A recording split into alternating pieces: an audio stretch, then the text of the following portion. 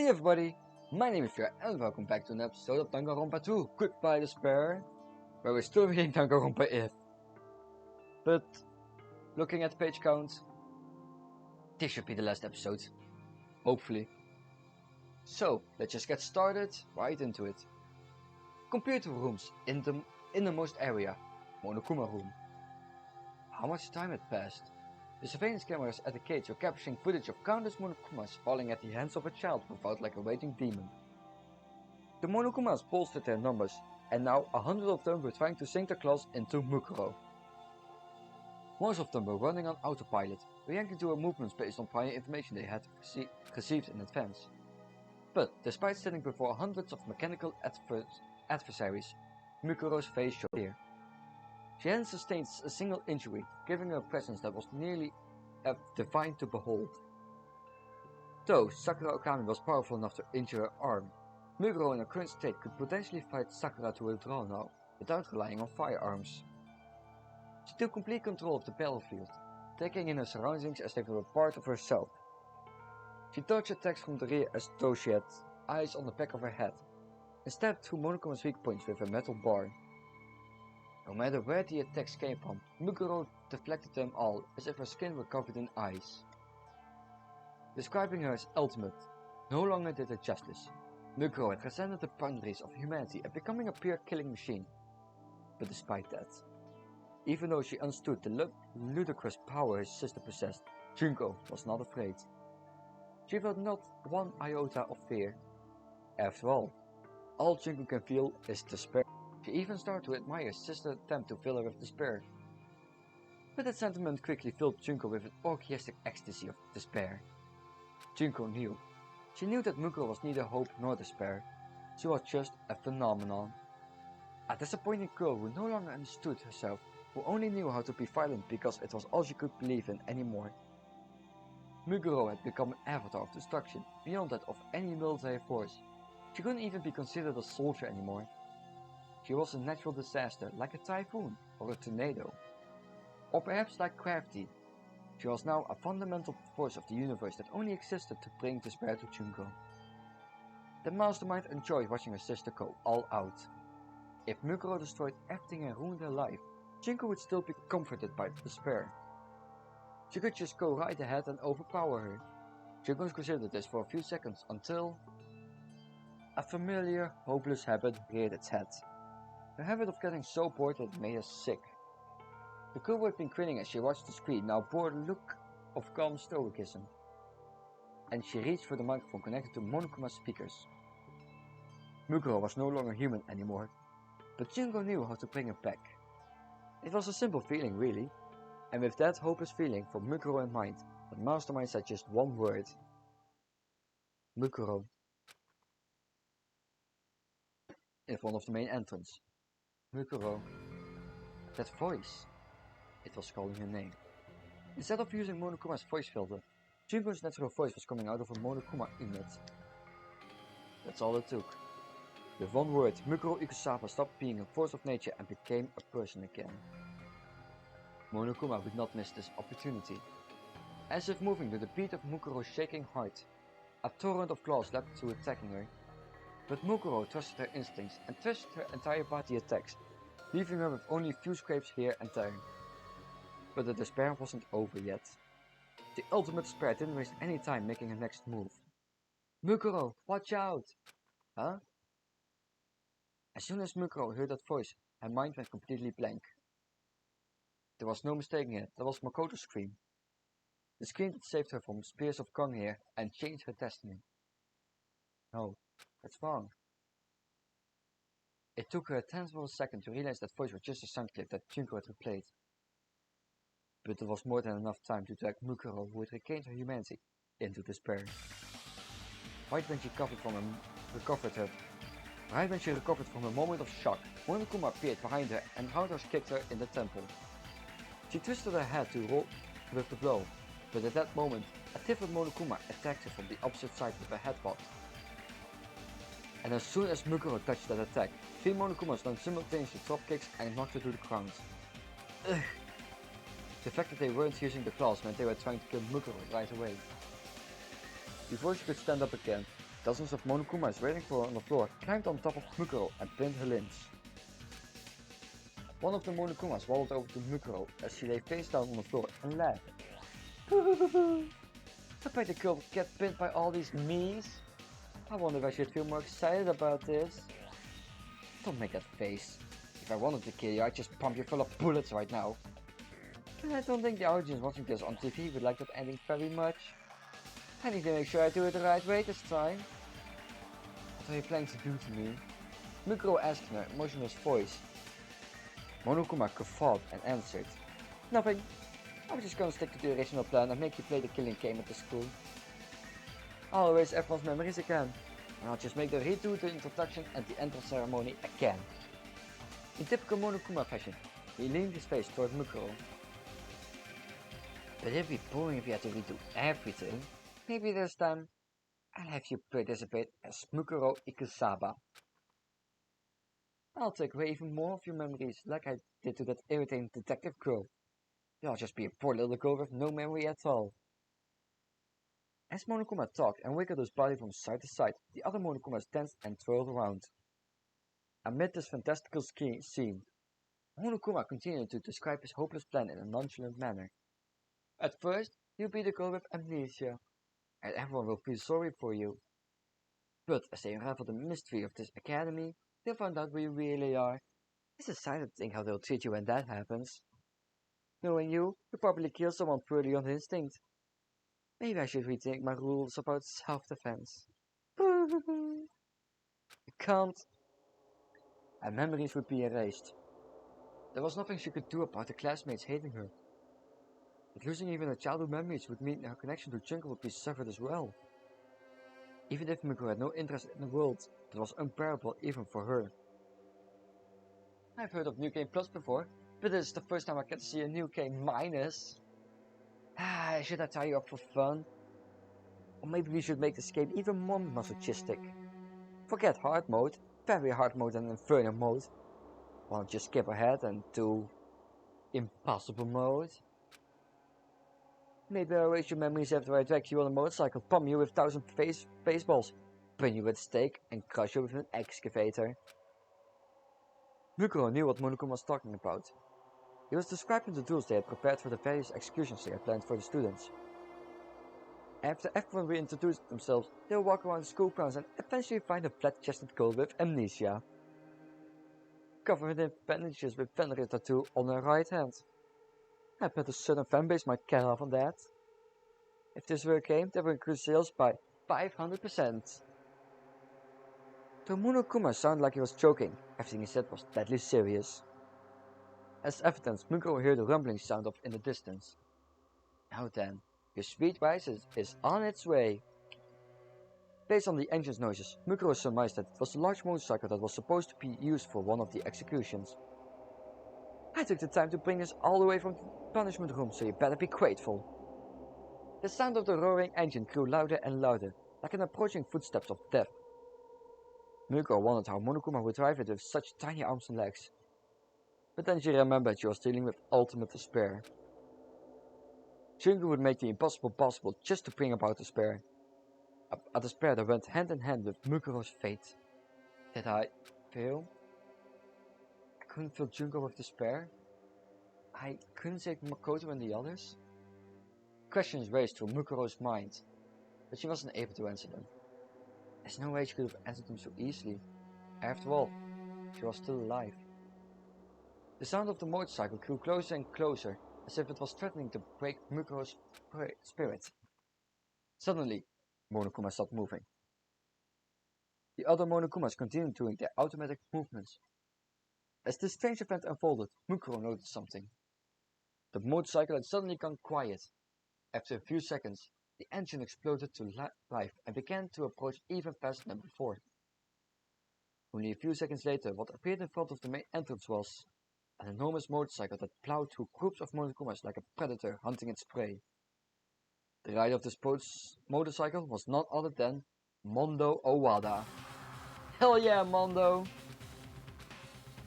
Mukuro and Monokuma were both visibly shocked by the turn of events. Instead of addressing them, Mondo accelerated the motorcycle he stole from Monokuma directly toward Mukuro. Just before his front tire touched Mukuro, he blocked the reverse wheelie and turned the entire motorcycle around. The back wheel swept over Mukuro's back, knocking away all the Monokumas that were pinning her. Hey, can you stand? Mondo asked and begrudgingly offered his hand to Mukuro. Confused, Mukuro took his hand and stood up. What are you doing, Mondo? I was so close! One of the Monokumas protested. Not in his normal voice, but as the hacker, Bashiki Madarai. Oh yeah, you're Bashiki or whatever, right? That's right, why are you helping a terrorist? I ain't praying about this or anything, but I have no clue if you or this girl is lying. The pain is not began to bulge, and his cheeks flushed with anger as Mondo said, but still, I ain't the type to just stand around while some idiot gangs up on a girl. What are you saying? Get a hold of yourself. You must be experiencing Stockholm Syndrome. You've deluded yourself into thinking your friendship with this criminal was taking you hostage. Monokuma tried to explain to Mondo, but he ignored him, took Mukuro's hand and pulled her onto the back of the motorcycle. Oh, shut the fuck up. I don't know nothing about Stockholms or syndromes, but don't go acting like you can boss me around. As Mondo shouted, he wrapped the motorcycle as if he was using it to punctuate his words. The ceiling mounted turrets began moving, but the two disappeared before the turrets could take aim at the motorcycle. As they zoomed through the hallway, countless Monokumas chased after them, waving their claws wildly through the air. Why? Asked Mukuro. Ah, shouted Mondo. His voice was even louder than the sound of the engine. Don't get the wrong idea. I don't trust you at all. He lowered his voice slightly as if he were whispering to himself. But still, I don't know why, but I felt like I could trust what he said. He? Cried Mukuro. It was no time for questions. The hyena leading the Monokumas chasing after the motorcycle had almost caught up to them. And then, like the enormous maw of some fearsome creature, they brandished their claws in perfect unison. At that moment, the motorcycle zoomed by a certain girl. A girl with fighting ability surpassed that of any normal human, the strongest girl on Earth. With a fighting spirit that defied comprehension, the ultimate martial artist kicked off the floor. A sound even louder than the motorcycle's engine filled the room. When Mukuro looked back, she saw Sakura landing on the floor, sending the back of Monokumas flying several meters away. Sakura! She heard Mukuro mumble her name. Sakura didn't acknowledge it. Like a statue of fearsome God King, she calmed her breathing as she stood before the pack of Monokumas, ready for battle. Your pursuit method seemed unbecoming for one of who claims to be the ultimate hacker.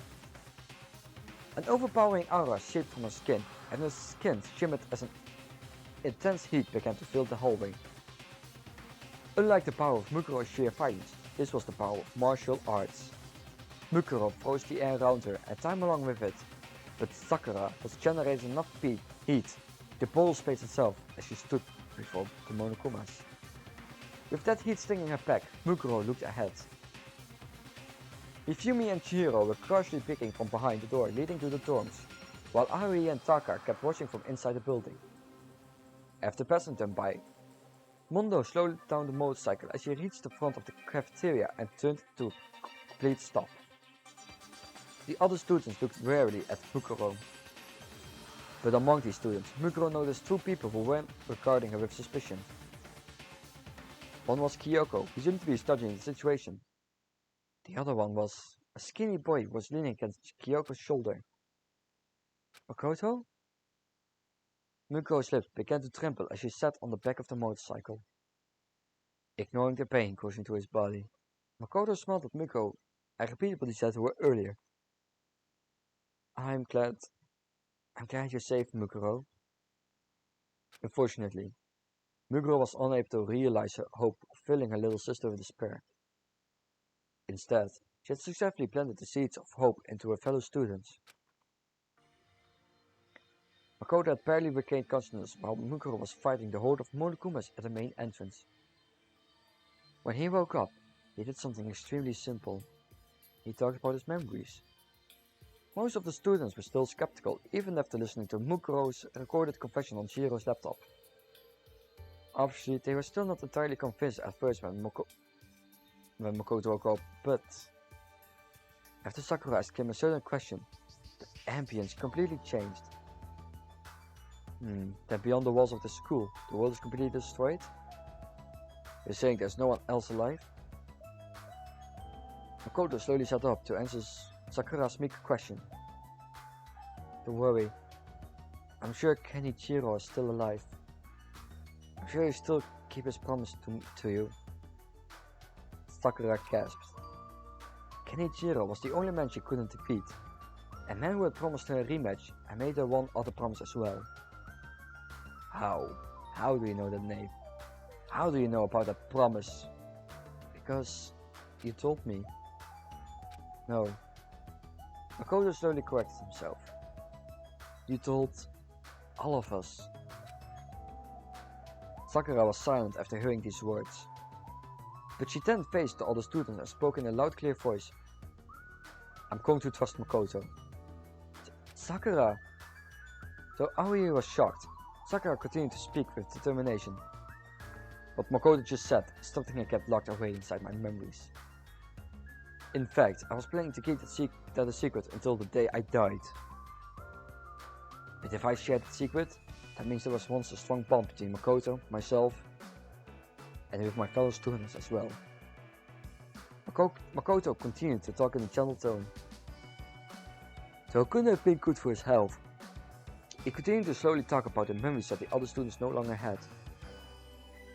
Why do you know about the story I'm planning to write? Are you a specialist non-user who can predict the future? You already finished that story, Fumi. You had me helping you with inking. What? Wait a sec. How do you know I extorted money from that girl related to the Kusuryu clan? Because you even tried to sell my organs to them. Who was that again? His wounds were excruciating. But even so, Makoto kept smiling and talking about their lives together. As if it was his duty to do so now that he had regained his memories. And the other students listened to him. They slowly began to realize something. The vivid accounts he was providing couldn't be explained as just passing knowledge. Clearly, some kind of bond between them all had been erased. Only Byakuya remained cynical. There's no way I would have grown close to any of you. It's likely that you're all secretly working together. Though Byakuya was still hostile toward Makoto's recollection of the memories. For the time being, he determined that Makoto wasn't actually a terrorist. Mukuro had bought enough time for Makoto to wake up and share his memories with the others, even if she had intended to do that. It was a small sliver of hope that she grasped tightly. And now, as she looked at the boy who had smiled at her, Mukuro didn't know what to say. She couldn't think of anything to say at all. The battle was over, and Mukuro was now back to being a disappointing girl. She turned away from everyone's faces and apologetically climbed off the back of the motorcycle. But Makoto saw her and slowly opened his mouth to say, Thank you, Mukuro. You saved my life. Makoto gave her words of sincere gratitude between his weak breaths. Mukuro couldn't bring herself to look at him, as she mumbled to herself. Why? Huh? If Kyoko told you, then you already know what I did, right? After regaining his memories and learning the truth, Mukuro should have been nothing but a hated traitor to him. How would he smile at someone like her? Mukuro kept her head down. Makoto smiled as if he was unsure how to respond and said, Well, I guess you're right. But you also saved my life many times during these past 2 years and... Makoto took a deep, quiet breath and smiled at Mukuro again. You're my friend. We all spent time with each other. It would be great if you could look at it for a different path. Not despair. And if there's any way I can help you, I will. Do you really think I can walk another path at this point?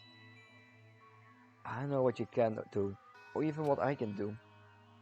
But I think it's more important to look for that path instead of actually finding it. Was this intentional or coincidence? Just before he regained his memories, Makoto had said something similar to Mukuro when she spoke to him in the nurse office at Junko. Regardless of whether he lost his memories or regained them, those words reveal Makoto's true character. As Mukuro confirmed that to herself, Makoto blurted out something that was almost too trusting. And it's not just you, even Junko can. But he was immediately interrupted.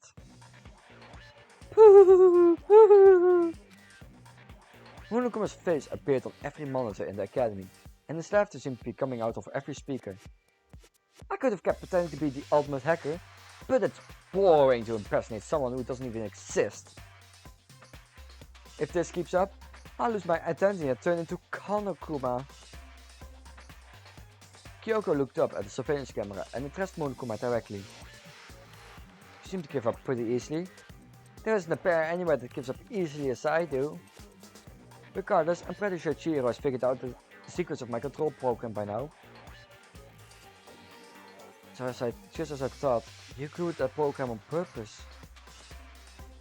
Kyoko realized something when Mukuro told her about Junko. There were two reasons that your hateful person would intentionally leave an obvious clue inside Monokuma units.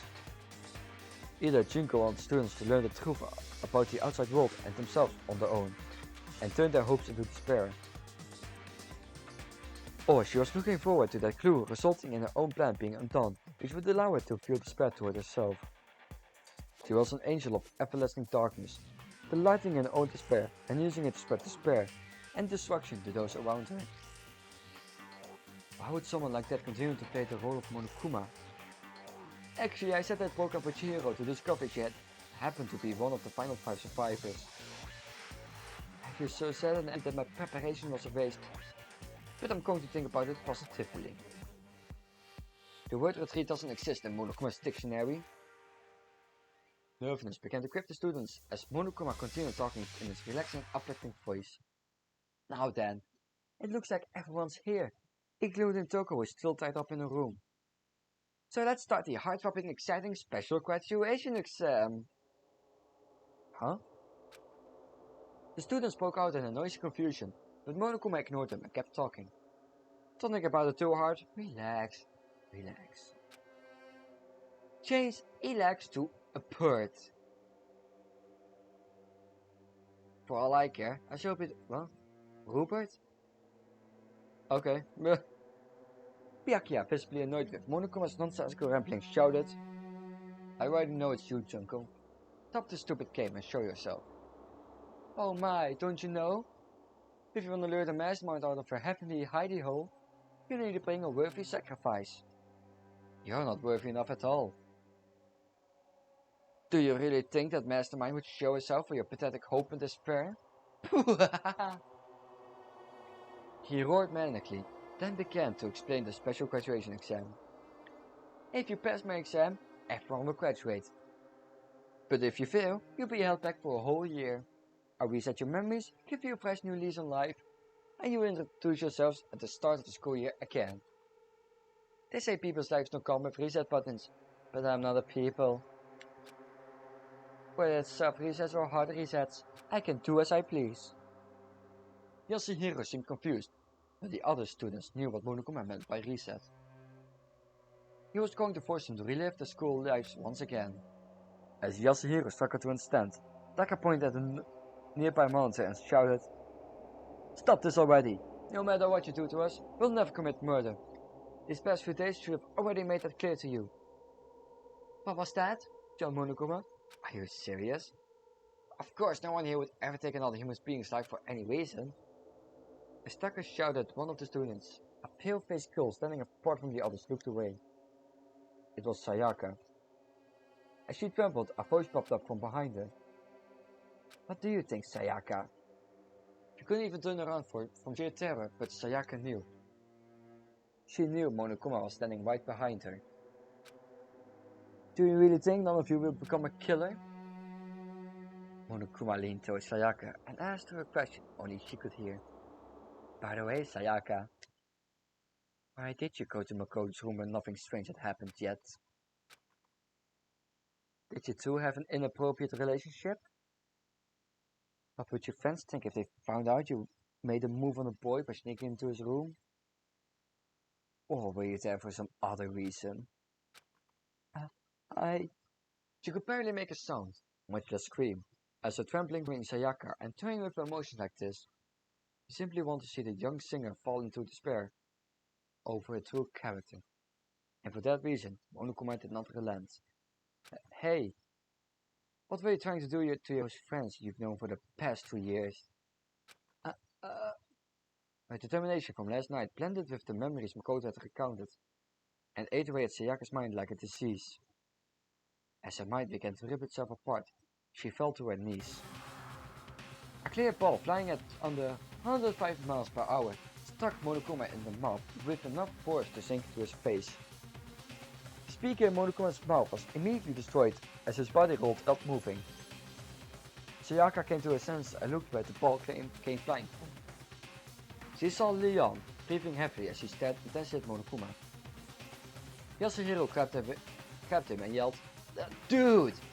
Why did you do that, Leon? That crystal ball is really valuable." Leon had stolen Yasuhiro's crystal ball and thrown it at Monokuma. That Monokuma pest was trying to take Sayaka hostage. So what was I supposed to do? Dude, that crystal ball cost me $2 trillion. $2 trillion! I don't even print that much money anymore. Now, bullshit. Besides, if the world is all screwed up, what are you hell are you gonna need money for anyway? But if it's safe out there, I'll just join the major leagues or whatever and pay you back. I can pay you back doing something else besides baseball. Ah, nice reference to that he wanted to do music instead of baseball. As those two argued, Sayaka fell to her knees. Hey, shouted Leon, running towards Sayaka. Sayaka, are you okay? She looked at him and started blanking. Leon. She had made up her mind and she raised her head as she said, something I need to confess to you later. What? Seriously? Sayaka was staring at Leon so intensely that he briefly forgot about the current situation. Not just to you, but to Makoto and the others too. Sayaka had made up her mind to confess to him that was weighing heavily on her heart. But Leon seemed not to hear the latter half of the remark. He went back to the others, slapped Hifumi and Yasuhiro on the backs and shouted, "Alright everyone, let's ace this exam or whatever and get out of here already. There's no way I'm gonna let my happy memories of this place get taken away." The Monokuma inside the monster responded, Fine, now that things are finally coming to a boil, let's start the graduation exam." Sakura, who had been outside the dormitory, suddenly appeared with some information. The monsters in the hallway are acting peculiar. The students all moved to the main building to see what Sakura was talking about.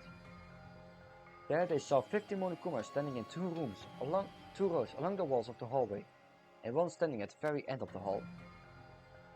There was something strange on top of this Monokuma's head, and a large version of the escape button that Makoto had obtained from the Mono machine.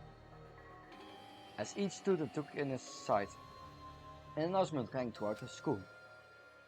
The me at the end of the hall has a button on top of his head that will open the main entrance. You will have 15 seconds to get that button, and if you do, I'll let you have it in place of diploma. The student seemed to wait for an explanation. Only Celeste remained calm, and she asked more bored look on her face. Of course, it's not as simple as going up and taking it, is it? How mean! Do I look like the kind of headmaster that would interfere with a student's graduation? Forget the gunfire salutes, I'm gonna send my graduates off with some fireworks. 100 fireworks to be exact. Enough for 20 seconds of hardcore partying. The more perceptive students immediately realized what he was talking about. The bombs installed inside each Monokuma. They will explode one after the other, filling the hallway with fire as soon as time started. After 50 seconds, the me standing at the back of the hall is gonna sacrifice himself to give you guys one final firework. By the way, this probably isn't important, but that button isn't very durable. This graduation exam was Monokuma's way of saying that he had no intention of letting anyone leave. It was clear from the explosion that the students saw during the entrance exam that the halls of Hope Peak Academy would be bathed in fire. Even if someone was lucky enough to survive the explosions, the burns on their body alone were enough to send them into a fatal shock. the lungs might be completely incinerated by the scorched air before that. Even if they sacrificed one student to run through, the odds were low that they would even succeed. But there was no reason for every student to run in at once either, and a shadow of despair fell upon their faces. Nice. Very nice. I almost want to take a picture so I have those faces as a souvenir. As Monokuma left from behind the monitor, Sakura stepped forward. I'll do it. I have only seen the explosion once, but I believe I'm capable of withstanding its power. No! Shouted Aoi. You can't! Even you couldn't handle 100 of those explosions. Sakura shook her head. I'm the only one who even has a chance. Suddenly, Mondo remembered the motorcycle he had parked inside the dormitory and said, Hold up, that motorcycle might be fast enough to go through those explosions. I'll do it. Don't be so hasty, Sakura. Even if the motorcycle is unharmed by the explosions, that doesn't mean its rider will be. As Sakura and others continued the debate, one person stepped toward the hallway lined with Monokumas. I'll do it. Mukuro! Screamed Makoto weakly. Mukuro, with her back facing Makoto, turned her head to the side slightly, and gave him a small nod. She knew it would come to this. She knew why Monokuma would pose such an impossible exam. Junko's already looking forward to the next Despair King. She's going to erase everyone's memories, including mine. She just wants to torment us with despair before that happens. But Mukuro knew her sister's personality all too well, and that's why she was confident. She knew that the escape button was real.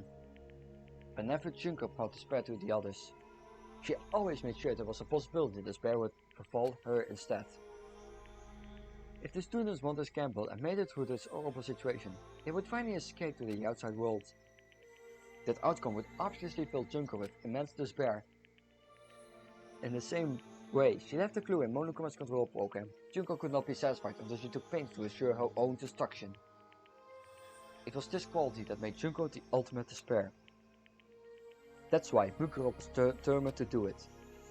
She knew she was the only person who stood a chance of making the outcome possible, even if she had to risk her life. But, right now, Mukuro wanted to live more than anything. She wanted to hold on this world, a world she had no interest in previously. She didn't even know if this hesitation she felt was disappointing or not, but she wanted to live and continue searching for a new path. A path where she could abandon her submission to despair, where she could accept the sins of the past and continue to live. Mukuro was known as a war machine, found her heart beset by overwhelming fear and anxiety. Until now, it had never occurred to her that determination was necessary to live. As if she was pushing that fear aside, she quietly said, Thank you, Makoto. Unfortunately, the words she said to the boy who showed her new possibilities never reached his ears. Sakura, however, heard her and frowned as she said, If you're planning to sacrifice yourself as an act of penance, I'll stop you with all my power. Though her words were firm, there was unmistakable affection hiding in them. Both girls had dedicated their lives to battle, and yet Mukuro felt a twinge of jealousy towards Sakura for possessing something she lacked. Mukuro leaned towards Sakura and whispered in her ear, What? Are you serious? As Sakura's frown intensified, Monokuma's voice blared through the halls. Alright, I'm gonna start the exam now. Ready, set, go! There was no time for questions or objections. The foremost Monokuma exploded, sending a roaring wave of heat through the hall. But Mukuro didn't look away. She began moving, powered by resolute determination. Monokuma room. As soon as the graduation exam started, the mastermind focused her control entirely on the Monokuma holding the escape button. It completely synchronized her field of vision with it. She knew what was going to happen next. She could predict what her sister Mukuro would do in this exact situation. Where she would choose to focus her superhuman skill with weaponry. And so, through Monokuma's eyes, she watched the scene unfold exactly as she had predicted. A pointed metal bar pushed through the explosions, heading straight for the weak point of the Monokuma holding the escape button. Specifically, it was aiming for the point where the bar's detonation system and Monokuma's power source overlapped. It flew straight and through, as if it had been fired by a master archer. In order to bring the spear to Monokuma, and by extension at Junko as well, the super soldier known as Mukuro Ikusaba threw the pipe like a spear so it could attack the same weak point she had pierced in the nurse's office. Explosions filled the hallway until one fire remained visible. The spear's speed and precision as it soared to its target defied all human logic. But the mastermind knew. She knew Mukuro had used her power to fill the pool with despair. Power was all that disappointing girl had, but that power was useless against Monokuma.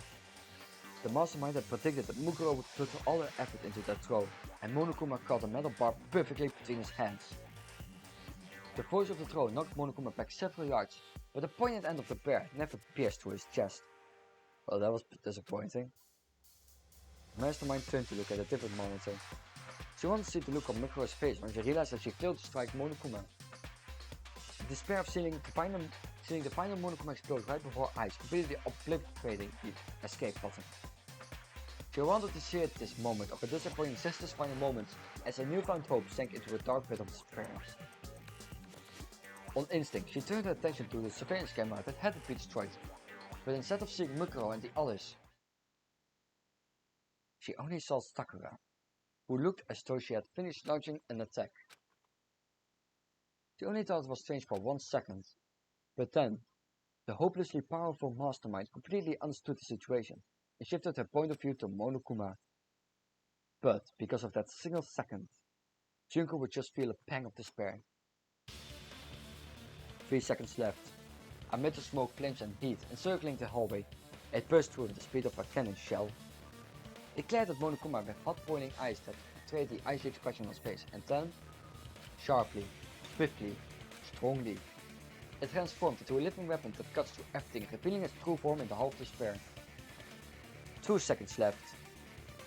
Monokuma, who was still holding the metal bar in his hands, tried to move, but at that exact moment, the living weapon carved a path through the flames and appeared before him. Its body, which had never been wounded on any battlefield, was staining all manner of burns and injuries. But even so, it did not falter. The fire in its eyes never flickered once. 1 second left. The living weapon, Mukuro, slammed a knee into the back of the metal bar Monokuma was holding. The sharp tip of that metal bar pierced through Monokuma like a whale spike, shredding the detonator and his power source into pieces. Time's up. The 100 explosion ceased, and smoke blanketed the hallway. Mukuro had divided the Monokuma, and the pristine escape button now rested in her hand. She and the other students of Host Peak Academy had passed the graduation exam. It was only a small amount of despair. Monokuma had tasted it in only 3 seconds. First floor hallway. Junko. Mukuro looked down at Monokuma. He could no longer move or self-destruct. When she spoke to him, a static-filled voice emitted from his mouth. It seemed his communication function still worked. I never expected you to do that. He still sounded like Monokuma. It seems his voice modulator was unharmed as well. I must have overestimated you. Never thought you need anybody's help on the battlefield. When I give the signal, please launch me forward with a roundhouse kick. Mukuro whispered these words to Sakura just before the explosion started. After Mukuro threw that metal bar, she jumped into the air at the exact moment Sakura unleashed a roundhouse kick. Right when Sakura's foot made contact with her own, Mukuro used the force generated by a kick to propel herself at Monokuma. Using the ultimate martial artist's superhuman attack like a springboard, she shot herself through the air like an artillery shell. Enduring intense shrapnel and blood-draining cheer voice, she stayed cautious as she charged through the hallway and gulped with explosions and despair. Mukuro trusted Junko. She trusted Junko to predict that she'd throw the metal bar and catch it accordingly. Then she tried to look at her face as the despair sets in. The Junko and Nishima she knew would definitely do that. Although Mukuro had predicted that her sister would try to kill her with the spears of Gongnir, she had a better understanding of her actions now. As Mukuro stared Monokuma in his face, all he could do was laugh scornfully. You put your life in someone else's hands for a deadly battle? I don't know how to feel about that. You'll always be a half-ass disappointment. guess this time I'll just say I lost because I didn't see this much disappointment coming. The end, the end. Mukuro shook her head at Monokuma. No, you're wrong, Junko. Huh? If you want to talk about winning or losing, I think we lost before we even started. Mukuro's eyes shifted from side to side as if she was unsure of something, and she fidgeted in places as she continued to talk. No matter how much despair they felt, they didn't think they'd kill each other the way they were before. That's why you erased their memories. They aren't like the others you forced in the past. You know these students would never do it. That's what you believed, isn't it? What are you talking about? So, it's okay, Junko. I'll bring back everyone's memories someday, and I'll show you everyone's happiness and the bonds. I'll show all that to you, and fill you with even more despair. Mukuro nodded after she said this. As if to cheer her sister up, after several seconds of silence, Monokuma responded. You finally beat me this one time, and that lame speech is the best you can do? You're such a disappointment. You never fill me with despair. It's just constant disappointment. After pouting like a sore loser, Monokuma continued to speak in his usual tone. But you guys will be back. When the time comes, I'll invite you guys to a wonderful place. I have found out about this fun island while I was running things here. Monokuma's laughter filled the room before the static finally cut out, and his remains fell silent. He wouldn't be talking again anytime soon. The mastermind was already preparing a new despair to the world and to the students of Host Peak Academy, Junko included. In the end, the mastermind stayed in their Monokuma persona until the very end, and Junko and Nishima never showed a face again. It was as if she resented the despair Mukuro had given her. That thought almost filled Mukuro with despair. But when she heard that classmates calling for her, she sealed her despair into the depths of her heart. From now on, she would seal away all the despair. And one day, when she can give Junko the perfect despair, she'll unleash all the despair she stored and plunge with her sister into the dark abyss. I won't leave my sister alone. In the end, that was the first hope the disappointing older sister had felt since she was a child. Several hours later, main entrance. Mukuro, are you really going to go out wearing that wig? After receiving a blood transfusion of the correct blood type, Makoto was beginning to show signs of recovering. Mukuro, holding her wig to disguise herself as Junko and Shima, nodded. If I live as Junko, I might be able to understand that better. Despite that, Mukuro's voice still sounded like her own, as if she hadn't fully decided. And I've made up my mind. While I'm out there, I decided I'll accept everyone's hatred toward me, and toward Junko. I can't die until I've destroyed all the despair that Junko had spread. The damage that ultimate despair inflicted upon the world cannot be measured in terms of money, culture, or even human life. Television broadcasts had already begun informing people that Junko Nishima and Mukuro Ikasaba were at the heart of ultimate despair. Among the survivors in the outside world, there are still people who haven't been tainted by despair yet. Regardless of the fact that she released Makoto and the others, with these survivors she was nothing more than the reason the world ended.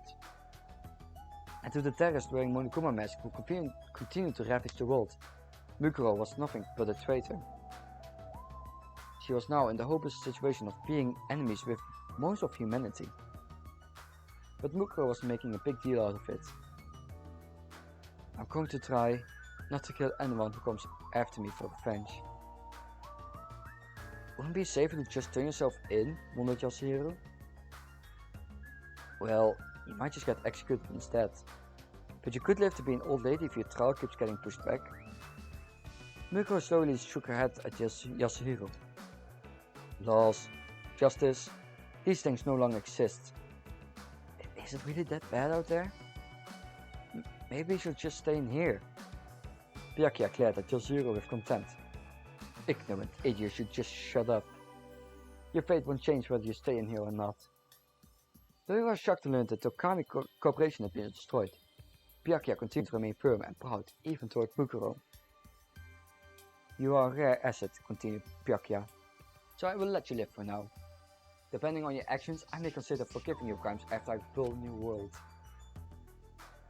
Only a Takami who boasts that they are capable of forgiving the crime of ending the world. You don't need to do that. I don't plan on just surviving. After turning away from Byakuya, Mukuro looked at the other students. Everyone was reacting in their own way. Kyoko had a look of quiet preparation. Token, having just changed back from genocide check, was panicked and confused. Mukuro looked back on the 2 years she spent with them, then turned to Makoto, who shared the same memories as her, and gave him the escape button. Makoto, you press it. Huh? Me? I think it's better if you press it instead of me. As she watched Makoto accept the button with some hesitation, Mukuro thought about what Monokuma had said. You guys will be back. Mukuro knew that Monokuma was telling the truth. After all, the file the students needed to fully restore their memories remained hidden in the academy. The research notes of Yasuke Matsuda, the ultimate neurologist. His research is the key to restoring everyone's memories. Even if the students no longer have their memories, they may be able to repair the bonds they had built among themselves over the past 2 years. But as long as the memories remain unrestored, Mike could still repeat a deadly plan. Although the island mentioned earlier sounded strange, the students could not turn their backs on the despair facing them. Then, let's go. Makoto remembered everything that was happening in the outside world. The boy who had chosen to remain inside the academy 3 years ago was now choosing to leave. How much did he struggle to come to that decision? But he was determined to face the despair awaiting him outside and hid his internal conflict from the others. By protecting Makoto's hope, Mukuro would bring despair to her beloved sister. But she no longer knew if the end result of her goal would lead to hope or despair. She pulled the wig over her head and hid her face with her hands. Was she smiling because hope was waiting for her? Or was she crying because her path would lead to despair? When she lowered her hands, her face was devoid of all emotion. Mukuro no longer knew what expression she would wear on her face. At the same time, Makoto pressed the escape button. A siren began to wail as the turrets reflected in the ceiling. From beyond the heavy door, a bright light appeared. An infinite number of ifs and all the possibilities contained therein encased the world. Accepting everything, hope, despair, and even the feelings of that disappointing girl, Mukuro Ukusaba.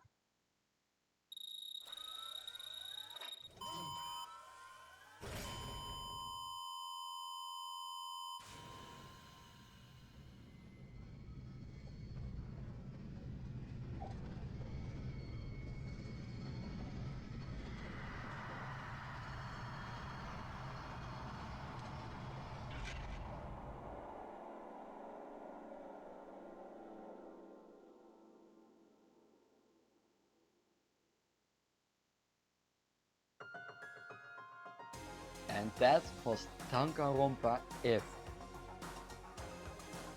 That was a fun story. I liked it. I thought it was an interesting story with a more in-depth look for Mukuro, which we didn't really know much about, so it was nice to know that.